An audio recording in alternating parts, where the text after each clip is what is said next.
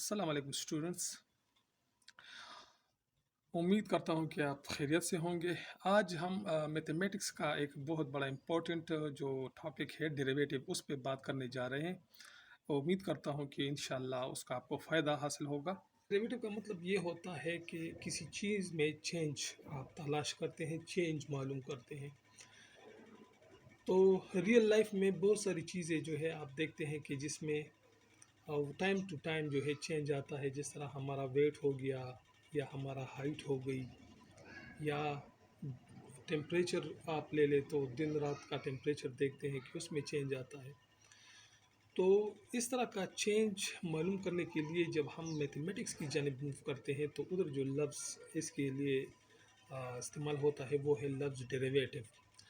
अब मैं आपको बताऊं कि डेरिवेटिव तो हम मैथमेटिकली अप्लाई करते हैं, और ये उस वक़्त की जब हम रियल फंक्शन को मॉडल करके उसका हमारे पास सिंबॉलिक रिलेशन आ जाता है, उनके इंडिपेंडेंट और डिपेंडेंट वेरिएबल्स का आपस में हमारे पास वो जो फंक्शन बन जाता है।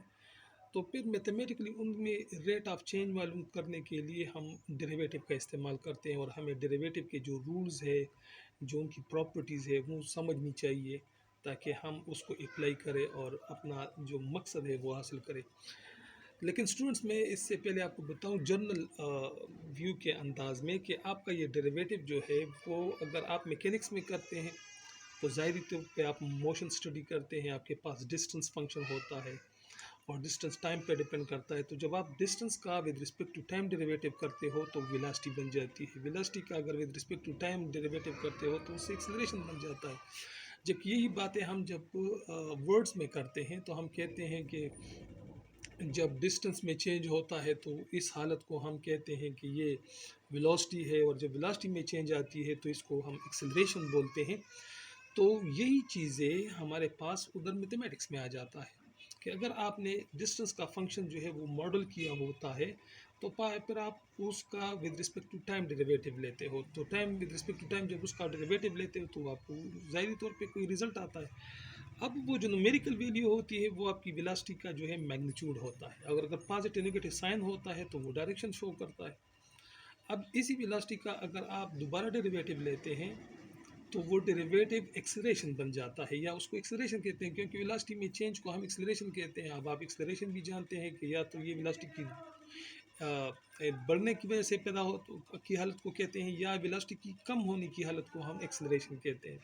मैथमेटिकली हमें इस तरह पता चलता है कि जब हम उस डिस्टेंस फंक्शन का जो आपने डेरिवेटिव किया है और फिर उससे जो वेलोसिटी बनी है, अब जो वेलोसिटी की अगर आप डेरिवेटिव करोगे तो अगर वो नेगेटिव आता है तो इसका मतलब ये है कि एक्सेलरेशन तो है लेकिन नेगेटिव एक्सेलरेशन है, यानी स्पीड डिक्रीज़ हो रही है।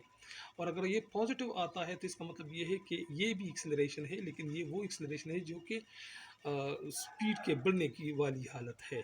और जो न्यूमेरिकल वैल्यू आता है तो वो बताता है कि किस मिकदार के साथ ये वेलोसिटी ज़्यादा हो रही है या किस अंदाज से ये कम होती जा रही है।